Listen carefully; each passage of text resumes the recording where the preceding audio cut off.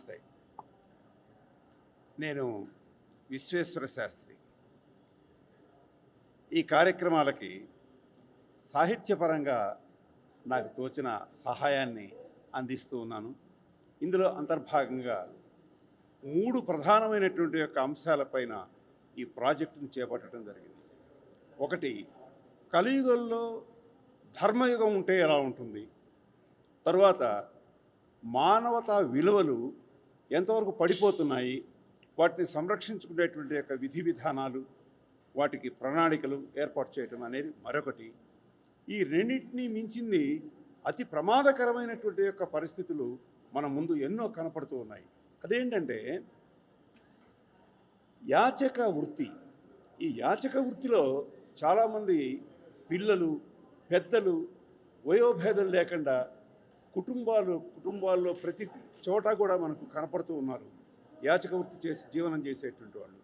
తల్లిదండ్రులు వదిలేసిన పిల్లలు ఉన్నారు, పిల్లలు వదిలేసిన పెద్దలు ఉన్నారు. ఈ విధంగా రకరకాల వయస్సులో వాళ్ళంతా కూడా ఈ యాచక వృత్తిలోకి వస్తున్నారు. వీళ్ళు ఎలా వస్తున్నారు అని అంటే, వాళ్ళు బయటకు వచ్చిన తర్వాత ఎలాంటి యొక్క అన్నం కూడా తినడానికి వీలైనటువంటి యొక్క పరిస్థితిలో చాలా క్షోభని అనుభవిస్తూ సమాజం చేత నిందింపబడుతూ దూషింపబడుతూ ఉన్నా కూడా వాళ్ళ వృత్తిని నమ్ముకొని ముందుకు వస్తూ ఉన్నారు. దీనికి ఒక కీలకమైనటువంటి ఒక అంశం కూడా మనం గమనించాలి. కారణం ఏంటంటే, యాచక వృత్తిలోకి ఎవరైతే ప్రవేశిస్తారో ఆ ప్రవేశించిన వాళ్ళని యాచక వృత్తి ప్రోద్బలం చేసి వెనకాల ఉండి నడిపించేటువంటి యొక్క ముఠాలు కూడా కొన్ని అక్కడక్కడ మనకు కనపడుతూ ఉన్నాయి. వాళ్ళ చేతుల్లో కబంధ హస్తాల్లో వీళ్ళు ఇరుక్కొని పోయి ఆ వృత్తి నుంచి బయటకు రాలేనటువంటి యొక్క పరిస్థితిని మనం గమనిస్తూ ఉన్నాం.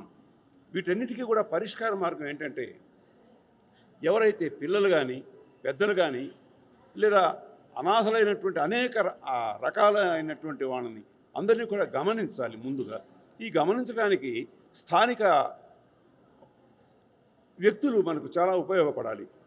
వాళ్ళ సహాయం ద్వారా వాళ్ళని గుర్తించి, పిల్లలైతే వాళ్ళని తీసుకెళ్ళి అనాథ శరణాలయాల్లో చేర్చడం, పెద్దలైతే వాళ్ళని కూడా అనాథ శరణాలయాల్లో చేర్చడం, చదువుకునేటువంటి ఒక వయస్సు గల పిల్లలు ఉంటే వాళ్ళని తీసుకువెళ్ళి పాఠశాలల్లో చేర్చడం, ప్రభుత్వ పాఠశాలల్లో చేర్చి వాళ్ళకి విద్యాబుద్ధులు నేర్పించి వాళ్ళకి సరైనటువంటి యొక్క మార్గాన్ని చూపించేటువంటి పరిస్థితిని కల్పించడమే ఈ ప్రాజెక్టులో ఉండేటువంటి యొక్క ప్రధాన ఉద్దేశం. ఇది ఒకటైతే, ఇంకోటి మానవతా విలువలు మనం చాలా కోల్పోతూ ఉన్నాం. ఇది ఇంకో పాయింట్. మానవతా విలువలు కోల్పోతున్నాం, ఎలా కోల్పోతున్నాం అనేటువంటిది విచారిస్తున్నామే కానీ వాటిని ఎలా సంరక్షించుకోవాలనేటువంటి దానికి మాత్రం మనం ఏ రకమైన ప్రయత్నం కూడా చేయటం లేదు. కారణం ఏంటంటే, విజ్ఞానం పెరిగింది, సాంకేతికత పెరిగింది. ఒకనాడు ఉన్నటువంటి యొక్క పరిస్థితులు ఈనాడు లేవు. ఈ సాంకేతికత, విజ్ఞానం అన్నీ పెరిగిన తర్వాత కూడా వీటిని కుటుంబ నేపథ్యం కానీ సామాజిక నేపథ్యం కానీ వీళ్ళ మీద ప్రభావం చూపించడం వలన వీళ్ళు ఏమవుతున్నారంటే, సాంకేతిక పరిజ్ఞానాన్ని దుర్వినియోగం చేయడానికి అలవాటు పడుతున్నారు చాలామంది కూడా. మొన్న మనం ఎక్కడో ఒక న్యూస్లో విన్నాం. 10వ తరగతి చదివేటువంటి పిల్లలు, బహుశా బీహార్ స్టేట్ అనుకుంటాను, 2 స్టూడెంట్స్, 10th క్లాస్ స్టూడెంట్స్, ఇద్దరు కలిసి బాంబులు తయారు చేయడం నేర్చుకున్నారు. ఒకడు బాంబులు తయారు చేయటం, మరొకడేమో రిమోట్స్ దానికి తయారు చేయటం. ఈ ఇద్దరూ కలిసి బాంబులు తయారు చేసిన తర్వాత ఆ రిమోట్ ఎక్కడ ఫెయిల్ అయిందో ఏమో తెలియదు కానీ బాంబులు తయారు చేసిన వ్యక్తి చనిపోయినాడు, తల్లిదండ్రి చనిపోయినారు ఇంట్లో ఉండి. ఆ రిమోట్ తయారు చేసిన వ్యక్తి మాత్రం ఒకడు బతకగలిగాడు. ఇలాంటి ప్రమాదకరమైనటువంటి యొక్క పరిస్థితులు మన ముందు ఎన్నో కనపడుతూ ఉన్నాయి. కాబట్టి శాస్త్ర సాంకేతిక విజ్ఞానాల్ని సద్వినియోగపరచుకోవాలంటే సరైనటువంటి యొక్క నీతి, సరైనటువంటి యొక్క ధర్మం, ఇవన్నీ వాళ్ళకి అలవాటు చేస్తే మానసికంగా వాళ్ళు నైతికంగా ఎదిగేటువంటి అవకాశం ఉంటుందన్నమాట. వాళ్ళని ముందు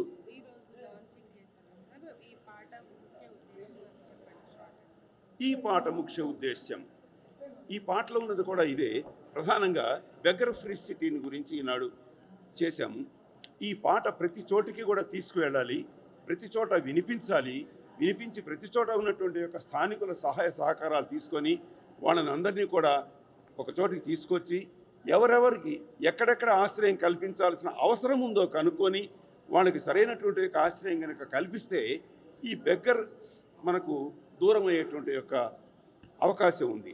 అంతేగాని వాళ్ళు అడుక్కుంటున్నారు కదా అని చెప్పి వాళ్ళకి మన చేతనైన సహాయం చేస్తూ ఉంటే వాళ్ళు బెగ్గర్స్గానే ఉండిపోతారు, కానీ వాళ్ళ యొక్క ఆ వృత్తిని మానుకునేటువంటి అవకాశం రాదు.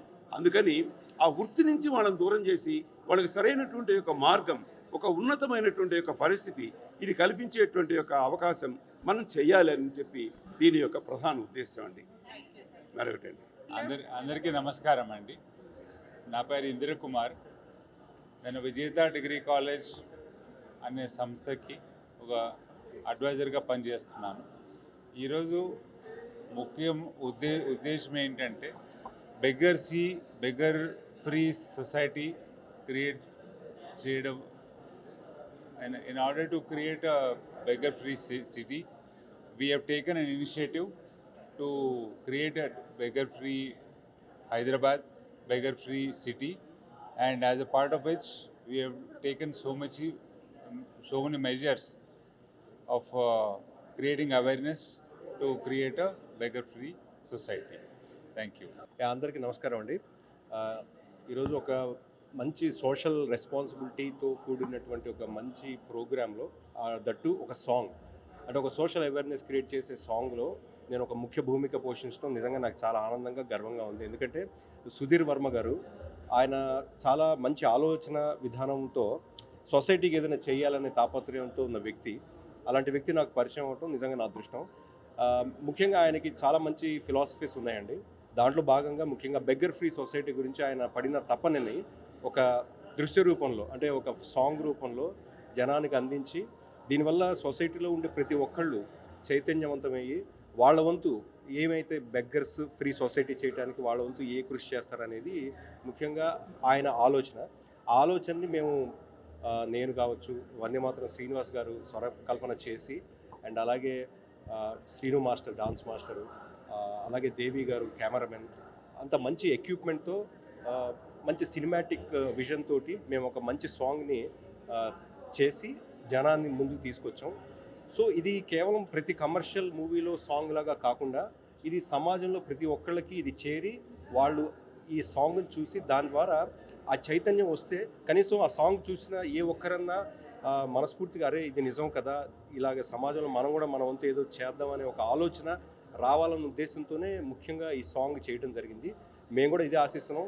ఈ సాంగ్ చూసిన ప్రతి ఒక్కళ్ళు ఒక్కళ్ళైనా కూడా వాళ్ళు 10 మందికి చెప్పి ఆ బెగ్గర్ ఫ్రీ సొసైటీ కోసం వాళ్ళ వంతు సహాయం వాళ్ళు చేయాలి. అలాగా దాంతోపాటుగా లోకల్గా ఉండే డాక్టర్స్ కావచ్చు, లేకపోతే కార్పొరేట్ వ్యవస్థ కావచ్చు, లేకపోతే ఆ చుట్టుపక్కల ఉండే ప్రతి ఒక్కళ్ళు కూడా దీంట్లో భాగమయ్యి వాళ్ళ వంతు సమాజానికి ఏదో పేబ్యాక్ చేయటానికి ఇది ఒక మంచి అంకురార్పణ జరగాలని, అండ్ ఇంత మంచి సాంగ్లో నేను యాక్ట్ చేయడం నిజంగా నా అదృష్టంగా భావిస్తున్నాను. అండ్ ముఖ్యంగా ప్రెస్ ద్వారా ఇది అందరికి రీచ్ అయితే అంతకన్నా మాకు సంతోషం ఏం లేదు. ఎందుకంటే మేము మా వంతు చేసాం, మిగతా ప్రెస్ వాళ్ళు ముందుకు తీసుకెళ్ళి జనానికి రీచ్ అయ్యేలా చేయాలి. Thank you so much. ఈ సాంగ్ మొదటగా విన్నప్పుడు డెఫినెట్గా ఇది అంటే కమర్షియల్ వేరండి, ఇది ఓన్లీ సోషల్ రెస్పాన్సిబిలిటీతో కూడినటువంటి ఒక మెసేజ్. సో ఈ సాంగ్ విన్న వెంటనే నాకు ఏమనిపించిందంటే డెఫినెట్గా ఇది సమాజంలో జరుగుతుంది కదా, సో దీన్ని డెఫినెట్గా ప్రతి ఒక్కళ్ళు ఇనిషియేట్ తీసుకుని దీన్ని తమ వంతు ఏదో సమాజానికి అందించాలనే ఒక ఆలోచన వస్తుందని నాకు అదే అనిపించింది. So I tried my best. ఆ సాంగ్ రూపంలో చూసిన వాళ్ళకు కూడా అదే అనిపిస్తుందని నేను ఆశిస్తున్నాను. Thank you so much. అందరికీ ఐడియాలు ఉన్నాయమ్మా, నేను ఆలోచించినట్టు మీరు అందరూ ఆలోచించవచ్చు. కానీ ఇక్కడ విచిత్రం ఏంటంటే అమ్మా, వందే మాత్రం శ్రీనివాస్ గారు ఆయన చాలా టైం ఇచ్చారమ్మా. రియల్లీ చాలా గ్రేట్ పర్సనాలిటీ అమ్మా వందే మాత్రం శ్రీనివాస్ గారు. ఎందుకంటే సొసైటీ గురించి ఆయన తప్ప ఇది ఇంకోళ్ళు ఎవరో చేయలేని పని. ఇంకో విశ్వేశ్వర శర్మ గారు, ఆయన మొత్తం ఎక్స్పీరియన్స్ అంతా దీని మీద పెట్టారు. నేను జస్ట్ ఒకటే చెప్పాను, మనంతా మనుషులంతా ఎక్కడి నుంచి వచ్చాం, ఒక చిన్న అంటే సెల్ నుంచి, ఒక అణువు నుంచి మనం అణువు నుంచి వచ్చాము. అందరం అణువు నుంచి సకల జీవరాశులు కానీ పంచభూతాలు కానీ ఇవన్నీ డెవలప్ అయ్యాయి. ముందు పంచభూతాలు డెవలప్ అయినాయి, తర్వాత ఒక అణువు నుంచి మనం వచ్చాం అందరం. సో ఆ మనుషులు ఒక వాల్యూ ఏంటి, అసలు మనుషులు ఇవన్నీ రక్షించుకోవాలి, ఇది రక్షించుకోలేకపోతున్నారు. So that is main actually important concept. అంటే ఇక్కడ ఏంటంటే బెగ్గర్స్ అనేది ఒక కాన్సెప్ట్ యాక్చువల్లీ బెగ్గర్స్ కాకుండా యాక్చువల్లీ ప్రాబ్లం ఏంటంటే ఆల్రెడీ బెగ్గర్స్లో మనం చూసుకుంటే ఒక 30% మనం సేవ్ చేయగలుగుతాం. 70% ఇట్స్ సంథింగ్ దే ఆర్ అలవాటు పడిపోయినోడు. అసలు బెగ్గర్స్ ఎందుకు వచ్చారు? ఫస్ట్ థింగ్ అసలు బెగ్గర్స్ ఎక్కడి నుంచి వచ్చారు, ఎందుకు అవుతున్నారు బెగ్గర్స్? ఎందుకంటే ఎకనామిక్ ఇష్యూస్ మూలంగా ఎక్కడైతే స్కూల్స్లో ఉన్న గవర్నమెంట్ స్కూల్స్లో సింగిల్ పేరెంట్ అయిపోయి, సింగిల్ ఫ్యామిలీ అయిపోయి, సింగిల్ పర్సన్ అయిపోయి, అక్కడ ఏమవుతుందంటే సింగిల్ పర్సన్, సింగిల్ పేరెంట్, ఒక పేరెంట్, ఒక మదర్, ఒక చైల్డ్ ఉన్నారు. వాళ్ళు ఏమవుతుందంటే హెల్త్ ఇష్యూ వచ్చిందంటే జస్ట్ గార్బేజ్ దగ్గర ఉండవచ్చు, లేకపోతే లేబర్ పని చేసుకుంటూ ఉంటారు, వాళ్ళకి ఆధారం ఏమీ లేదు, ఫైనాన్షియలీ దేర్ జీరో ఉన్నప్పుడు అలాంటి కేసులు మేము చాలా చూసామండి. సో అక్కడ ఏమవుతుందంటే అక్కడ ఇష్యూ ఏమవుతుంది, మదర్కి ఒంట్లో బాగలేదు. సో పిల్లోడు ఏమవుతుందంటే చాలామందికి ఏమవుతుందంటే చాలామంది నిజంగా అడుక్కోడానికి రారండి యాక్చువల్లీ, వాళ్ళు లోపల బాధపడతారు. అలాంటి వాళ్ళు కూడా మనం హ్యుమానిటీ మీద ఈ ఎపిసోడ్ మీద కొంచెం మనం దాని మీద మనం పెట్టామండి దృష్టి. ఏంటంటే ముందే సొసైటీ ఒక ఏరియాలో ఒక సొల్యూషన్స్ కూడా ఉంది. ఒక ఏరియాలో మనం కనుక ఒక ఫండ్స్ ఉంటే మనం వాళ్ళని మనం కాపాడుకోవాలి. మనం కాపాడుకోకపోతే ఏమవుతుంది, వాళ్ళే మీకు సమాజానికి ఇష్యూస్ వచ్చి అక్కడే అండి. ఎందుకంటే సపోజ్ గవర్నమెంట్ స్కూల్స్లో 80% అబవ్ ఉన్నోళ్ళు మేము చూసాము, 80 to 90% ఉన్నోళ్ళకి సింగిల్ పేరెంట్ లేని వాళ్ళు కూడా ఉన్నారు. వాళ్ళని మనం రైట్ మార్గంలో తీసుకొని సొసైటీ కాపాడితేనే మనకి ఫ్యూచర్ ఉంది. ఇప్పుడు వాల్యూస్ అన్నాం, వాల్యూస్ ఏమవుతుందంటే మనకి ఏమవుతుంది, టెక్నాలజీ పెరుగుతుంది, వాల్యూస్ తగ్గుతున్నాయి. ఎందుకంటే ఇంతకుముందు మనం గ్రాండ్ పేరెంట్స్తో అందరితో ఉండేవాళ్ళు. ఇప్పుడు ఈ మా లైఫ్లో ఏంటంటే కొంచెం లైఫ్లో సింగిల్ పేరెంట్స్ అయిపోయారు. అంటే మదర్ ఫాదరు పిల్లలు అయిపోయారు. తర్వాత జనరేషన్ ఏమంటే సింగిల్ పర్సన్ అయిపోయారు. ఇప్పుడు కమింగ్ జనరేషన్ సింగిల్ పర్సన్ అయిపోయారు. అంటే అమెరికాలో అయితే పేరెంట్స్ ఓల్డ్ పేరెంట్స్ కానీ చిన్నపిల్లలు కానీ వాళ్ళు రక్షించుకోగలుగుతారు. ఎందుకంటే అక్కడ పాపులేషన్ తక్కువ కాబట్టి. ఇక్కడ ఏమవుతుంది, మనకి పాపులేషన్ ఎక్కువ మనగా ఎవరైతే చిన్నపిల్లలు కానీ ఏజ్ పీపుల్ కానీ బయటకు వచ్చే ఛాన్స్ ఎక్కువ. సో చాలామంది అడగడానికి రారు, చాలా తక్కువ మంది వస్తారు. సో దీంట్లో వాళ్ళని మనం కాపాడుకోవటం అనేది ఈ రోజుల్లో that is very very important for us actually. అది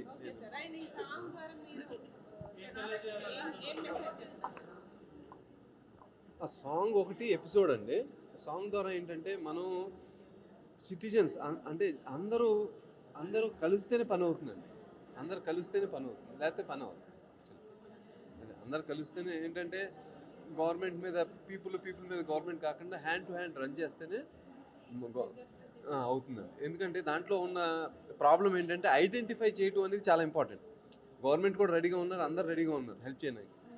సో కాకపోతే మన సిటిజన్స్ మనం ఐడెంటిఫై చేయటం, మనం అసలు యాక్చువల్లీ అయితే మనం ఒక ఏరియాలో మనం వాళ్ళు నిజంగా వాళ్ళని హెల్ప్ చేయాలంటే నిజంగా ఎక్కడైతే మనం ఒక ఏరియాలో మనం సపోజ్ హైటెక్ సిటీ తీసుకున్నాం అనుకోండి, ఒక ఏరియాలో మనం నిజంగా హెల్ప్ చేయాలంటే దాంట్లో ఉన్న 10% 15% ఉంటారు.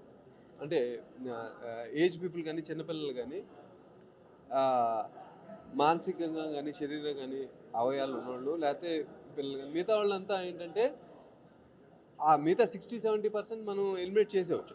15% మనం 20-30% మనం రక్షించుకోగలిగితే సరిపోతుంది యాక్చువల్లీ. అది అక్కడ ఉన్న షాప్స్ కానీ, అక్కడ ఉన్న సొసైటీ వాళ్ళు కానీ, అక్కడ నియర్ బై కానీ ముందుకొచ్చి మనం వాళ్ళని రోజు ఎంతమంది వస్తున్నారు, ఏమొస్తున్నారు వాళ్ళకి ఐడెంటిఫై అవుతుంది యాక్చువల్లీ.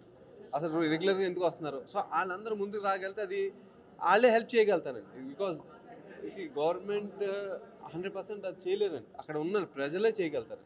ఎందుకంటే అక్కడ చాలా సింపుల్ ఇష్యూ అది.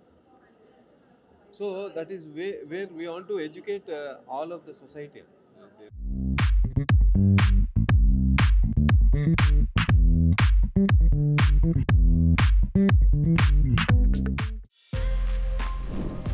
For more videos like this, subscribe Big TV channel.